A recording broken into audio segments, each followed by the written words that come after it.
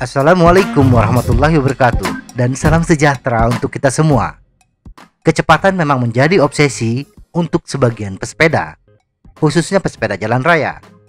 Banyak jalan ditempuh agar kecepatan bisa meningkat, meningkatkan output power, mengurangi bobot sepeda, dan ada juga yang meningkatkan jumlah gigi chainring sepeda. Menggunakan crankset compact 5034T dan sprocket terkecil sebelah T dirasakan masih terlalu ringan. Nah, apakah giring yang lebih besar akan menambah kecepatan sepeda? Efisienkah? Mari kita bahas.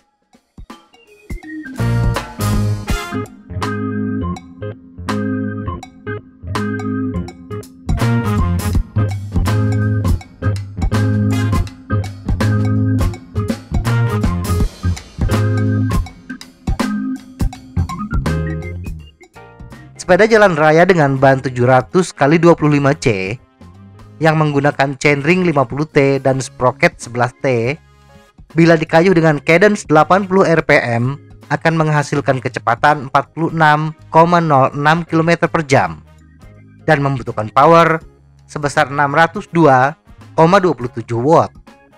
Bila chainring diganti dengan 56T dan sprocket 11T bila dikayuh dengan cadence 80 rpm akan menghasilkan kecepatan 51,59 km per jam dan membutuhkan power sebesar 831,65 watt. Dari sini kita mengetahui bahwa kecepatan meningkat sebesar 12%, tetapi kebutuhan power pun meningkat sebesar 38%. Dari segi power, peningkatannya hampir 3 kali lipat dari peningkatan kecepatan. Mungkin bagi pesepeda yang mampu mengeluarkan power sebesar 831,65 watt, hal tersebut tidak bermasalah. Tujuan untuk menaikkan kecepatan tercapai. Tetapi karena kebutuhan power yang lebih besar dan peningkatan torsi yang lebih tinggi, membuat pesepeda akan cepat mengalami kelelahan. Akibatnya, pesepeda tidak bisa lagi mempertahankan cadence 80 rpm. Cadence yang menurun akan menurunkan kecepatan pula. Anggaplah pesepeda bisa mempertahankan cadence. Tapi bagaimana dari segi efisiensi power? Mari kita bandingkan dengan kondisi tanpa mengubah chainring, tetapi menaikkan cadence menjadi 90 rpm.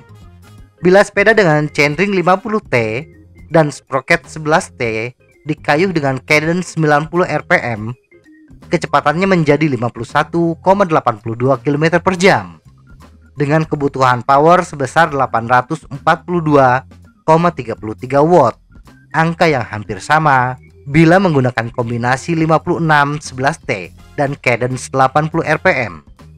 Dari sini, tanpa melakukan perubahan komponen, tujuan pun tercapai. Kemudian mari kita lihat bagaimana torsi yang dibutuhkan. Kombinasi 50-11T dan 80 rpm membutuhkan power 602,27 watt. Itu artinya gaya torsi yang dibutuhkan adalah 7,53 Nm.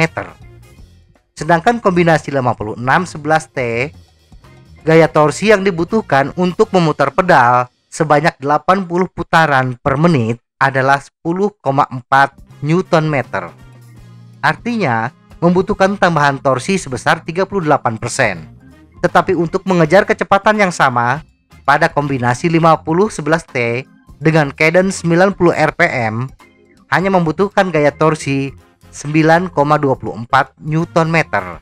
Dan ini hanya membutuhkan tambahan torsi sebesar 23%, lebih hemat 15% dibandingkan mengganti chainring menjadi 56T.